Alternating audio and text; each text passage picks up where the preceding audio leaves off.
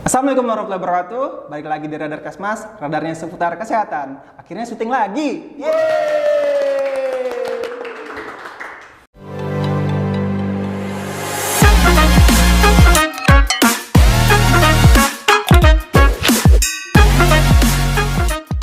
Oke. Nah, di sini kita sudah kedatangan bintang tamu, teman-temannya. Narasumber yang luar biasa, menyempatkan waktunya beliau untuk hadir di podcast ini. Saya perkenalkan Bapak Didi Rahmadi ya. Siap. Ini sebagai penanggung jawab Pusat Krisis Kesehatan Regional Jawa Timur, juga sebagai staf seksi pelayanan kesehatan rujukan bidang Yankes di Dinkes Provinsi Jawa Timur, teman-teman. Nah, Pak Didi, seperti yang kita ketahui sebelumnya, kan hari ini kan tanggal 17 April ya, tanggal 2023. Siap. Di mana kita hari Jumat kemarin tanggal 14 itu ada gempa di Laut Tuban kalau nggak salah, dengan skala 6,6 skala Richter. Iya. Nah, kenapa sampai sekarang ya sampai di Surabaya itu bisa berasa, Pak? Siap. Terima kasih, sahabat. Jadi intinya pada kesempatan ini kami dari Dinas Kesehatan Jawa Timur merasa sangat bangga dan berterima kasih kalau diberi kesempatan untuk membantu mengisi kegiatan sahabat-sahabat kami dari UNUSA. Untuk kegiatan gempa yang kemarin memang kebetulan kita rasakan bersama-sama, itu memang terjadinya itu di Tuban,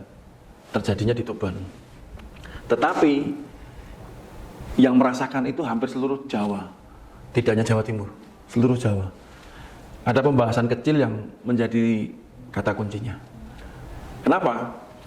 Karena posisinya itu, ini Pulau Jawa, di sini Megatrust, lempengannya itu masuk melebihi Pulau Jawa dan bergerak di sini, di ujungnya pensil ini, sehingga seolah-olah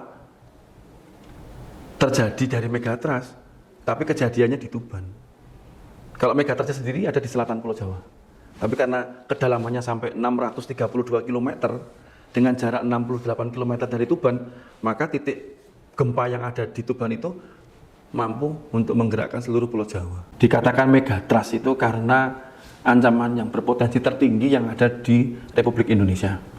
Jadi kalau jenengan melihat secara satelit, maka di foto Laut Selatan Jawa itu ada kedalaman warna biru itu.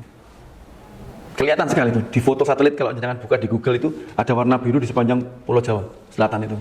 Nah, disitulah letak pertemuan lempeng antara Eurasia ini. Jadi yang satu lempeng dari selatan ke utara mulai masuk, yang dari utara ke selatan ketemu. Nah, ketemunya lempeng ini di Laut Selatan sepanjang seperti itu. Sehingga kalau terjadi pergeseran antara dua lempeng ini, ada kemungkinan untuk memunculkan Tsunami. Gempa dulu di kedalaman laut yang berdampak bisa ke tsunami. Tadi disebutkan bahwa Megatrust ini itu dampaknya se-Indonesia. Tapi yang kita ketahui selama ini kan yang saya sebutlah Kalimantan itu aman. Kan aman dari yang namanya gempa. Ya. Megatrust ini berpotensi ke Kalimantan juga nggak? Tidak. Jadi karena mana yang berdampak sebenarnya, Pak? Jadi begini, kalau kita melihat di peta, maka Megatrust itu seperti cincin api. Jadi di atasnya Pulau Jawa melingkar, letter U. Yang di bawahnya itu yang terdampak. Kalimantan, Sulawesi itu kan di atasnya. Bukan berarti tidak ada ancaman gempa di sana. Ada. Karena di seluruh Indonesia ada ratusan sesar. Tapi untuk Megatrust yang lebih terancam itu di Pulau Jawa. Oke, jadi sebenarnya Megatrust itu apakah mungkin atau sudah pernah terjadi di Indonesia, Pak? Siap. Jadi kembali ke sejarah. Sahabat-sahabat kita yang ada di ilmu geologi itu selalu memberikan catatan-catatan penting bahwa yang namanya Megatrust itu pernah terjadi dan ada dokumennya, waktunya, besarnya, korbannya, sampai bagaimana penanganannya itu ada semua. Nah, khusus untuk Jawa Timur, yang kita bicara di Jawa Timur, untuk Megatrust ini berarti ada di selatan Pulau Jawa, mulai dari Banyuwangi sampai ke Pacitan. Nah, kebetulan kalau yang jenengan tanyakan masalah kejadian yang paling terakhir itu tahun 1994 ada gempa berkekuatan 7,8 skala Richter. Kejadiannya itu pada sore hari, tapi dampaknya 7 jam setelah itu. Jadi kejadian antara gempa dengan tsunami itu 7 jam bedanya. Sehingga masyarakat yang terdampak tidak ada persiapan sama sekali, sehingga jatuh korban pada tahun itu sebanyak 15 jiwa meninggal. Jadi seolah-olah hanya gempa saja waktu itu. Gempa, dan gempanya alhamdulillah tidak dirasakan. Gempanya berapa skala Richter? 7,8. Tidak berasa? Masalahnya jauh sekali di lautan. Nah, ini yang menarik, Pak. Sebenarnya gempa itu bisa kita rasakan itu bagaimana sih, Pak, kriterianya gitu? Ya. Kan ada nih gempa katanya 4,5 skala Richter, tapi udah kayak goncangannya udah kayak goncangan kehidupan gitu, Pak. Ini yang pernah goncangan kehidupan? Teman-teman semua? Jadi begini, sahabat-sahabat semua yang pendengar podcast yang saya hormati dan yang ada di sini.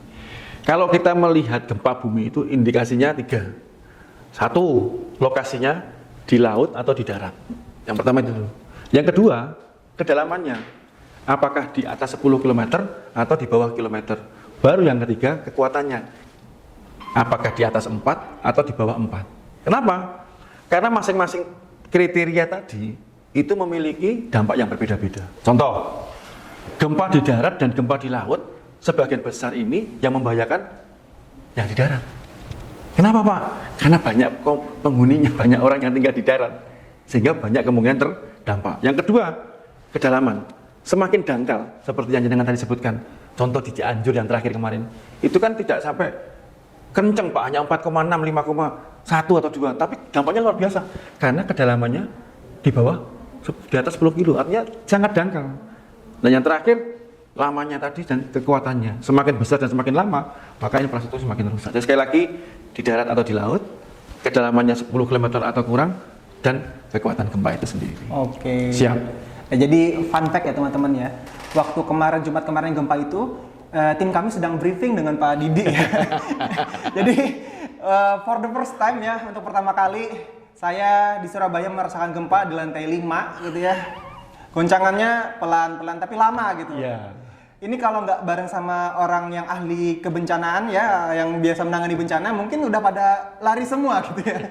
Nah, Pak Didi, sebenarnya saat gempa dan di gedung tinggi itu apa sih harus yang dilakukan itu loh? Apakah kita itu harus menyelamatkan diri dulu atau asesmen situasinya seperti apa gitu? Terima kasih.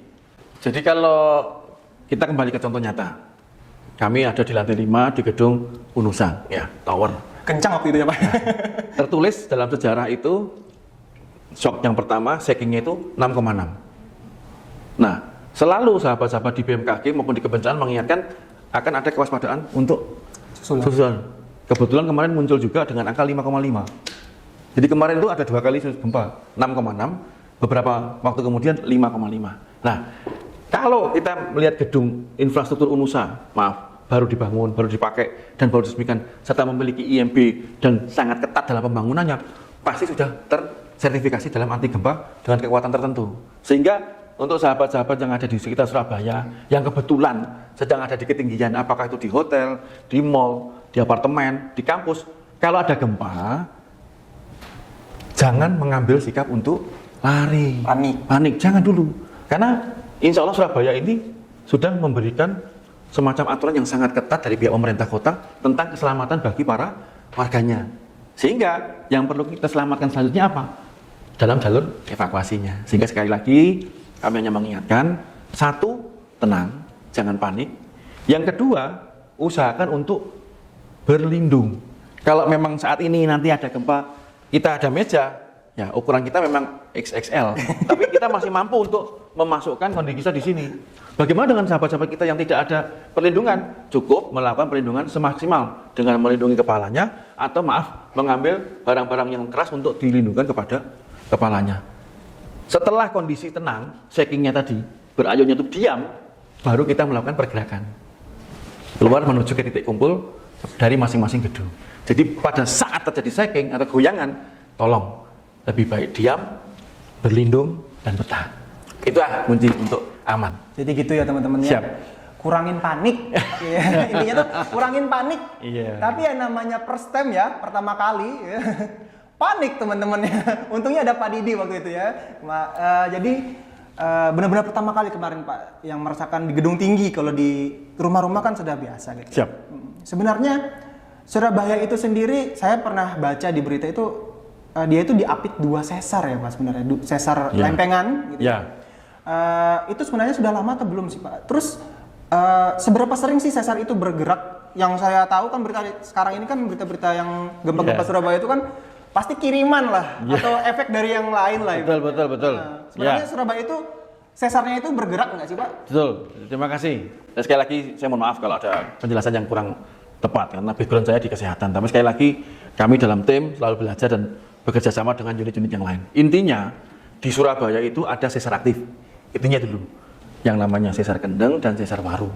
Nah, sesar aktif ini kalau disederhanakan itu berarti maaf jalan tol di dalam laut, di dalam tanah. Artinya ada pergerakan. Nah, cuma pergerakannya, mohon maaf, tidak ada yang diperkirakan karena satu-satunya ancaman gempa bumi di dunia ini yang tidak bisa diprediksi adalah gempa. Tidak ada alat apapun yang bisa mendeteksi akan terjadi gempa, tidak ada. Makanya kita sebagai orang di Surabaya yang memiliki ancaman gempa, mari kita tingkatkan kesadaran kita, kapasitas kita, antara lain dengan podcast ini untuk apa? Peduli kepada dirinya sendiri dulu. Tolong ini, jangan kepada yang lain. Caranya bagaimana? Seperti yang disampaikan tadi, kita harus jangan panik, tenang dulu. Nah, untuk sesar di Surabaya yang 2 ini, memang angkanya kecil maksimalnya, hanya 6,4, 6,8. Tetapi, kalau terjadinya dengan kedangkalan tadi, maaf, di atas 10, maka bisa menciptakan chaos. Karena sesarnya kan sesar tidak terlalu dalam, tidak seperti, maaf, yang tadi 600 kilo, ini bisa kurang dari 10 kilo. Nah, karena ini sudah given, sudah baca secara alami bahwa ini ada, ya kita maaf ya, jangan terlalu khawatir, jangan terlalu takut, tapi kita tetap tingkatkan kapasitas kita. Oke, berarti tadi disebutkan 10 skala Richter. Bukan, 10 km. 10 km. Itu ukuran kedalaman yang membedakan ini di gempa dalam atau gempa dangkal. Kalau 10 km ke atas, 9, 8, 7, 6, 5, 4, 3, 2, berarti semakin dangkal semakin keras goyangannya. Surabaya itu berada di kedalaman berapa? Termasuk dangkal, yang sesar itu. Di bawah 10 kilo berarti? Di atas, ya di bawah 10 kilo 10 betul. kilo itu kayak dari Jemur Sari ke Gedangan ya Pak? Tapi ke dalam. Ke dalam ya? Ya. Berarti tidak terlalu Jauh, makanya. lumayan jauh. Macet Tidak. nggak Pak kalau ke dalam Pak? Tidak terlalu jauh dibandingkan yang kemarin 632. Kilometer di bawah laut? Yang kemarin hari Jumat itu setelah dihitung, kekuatannya memang 6,6. Tapi kedalamannya 632. Sehingga tidak kilometer. berpotensi untuk tsunami. Sehingga pergerakannya dirasakan, tetapi untuk infrastruktur yang standar tidak merasa terdampak, nggak ada masalah. Nah, sebagai buktinya, sebagai contoh ya Pak ya. Nggih. Kalau gempa Palu itu, Siap. mohon maaf, gempa Palu itu kondisinya bagaimana Pak? Ya, kalau kita lihat gempa Palu ya, Sulawesi Tengah, itu kan gempa di sesar aktif. Saya lupa namanya tapi. Kenapa muncul tsunami? Itu karena ada gunung di bawah laut yang longsor di Palu. Makanya tanahnya bergerak. Nah, sehingga kalau tanahnya bergerak itu di dalam laut, bayangkan sekian ribu ton ada gunung di dalam laut longsor. Berarti kan ada tekanan ke laut itu. Itulah yang menciptakan tsunami di Palu. Dan di Palu, mohon maaf, tidak ada ciri-ciri tsunami dengan mengurangi bibir pantai. Secara umum Mas, ada gempa sebelum tsunami seperti di Aceh tahun 2004, itu bibir pantainya kering dulu. Iya, Tapi betul. di Palu tidak. Palu langsung terjadi. Langsung terjadi seperti di Pangandaran. Oh iya, Pangandaran. Karena mirip. Kalau Pangandaran Gunung Krakataunya Iya, longsor. longsor. Kalau yang di Palu gunung bawah lautnya yang longsor. Jadi tidak ada Longsor ini karena informasi ada- air yang surut, tidak ada. Ini longsor ini karena ada aktivitas tektonik. Iya, atau ada gempa lempengan. tadi, gempa tadi. Betul. Gempa akibat tektonik tadi. Gempa tektonik untuk di Krakatau, gempa yang di sesar yang di Palu. Oh. Siap. Sehingga sepersekian detik langsung terjadi. Ya, jadi kalau detiknya itu menitnya tergantung jaraknya. Contoh ke Banyuwangi tahun 94. Pak, 7 jam Pak, lama banget. Iya. Berarti kan mesra Pak jalannya. Iya. Jalannya dari pusat gempa ke bibir pantai Banyuwangi 7 jam, pelan-pelan mesra. Tapi besar itu Pak. Tapi buktinya besar. Berapa meter waktu itu Pak? Bisa sampai ke lapas 12 meter. 12 10-12 meter. Siap. Tapi untuk yang di Megatrust, maaf ya. Iya. Nah ini hitungannya adalah cepat. Kenapa cepat? Karena kekuatannya tinggi, jaraknya dekat. Gempa tidak bisa diprediksi. Tidak betul, bisa. Pak? Tidak bisa Total, diprediksi. tidak bisa. Point of view-nya orang yang terdampak sama point of view-nya orang yang tidak terdampak. Pak. Beda. Tenang, berlindung, bertahan. Terus setelah itu ngapain? Undang-undang kebencanaan. Artinya apa? Kita hanya punya waktu 20 sampai 30 menit, Pak. Untuk selamat itu.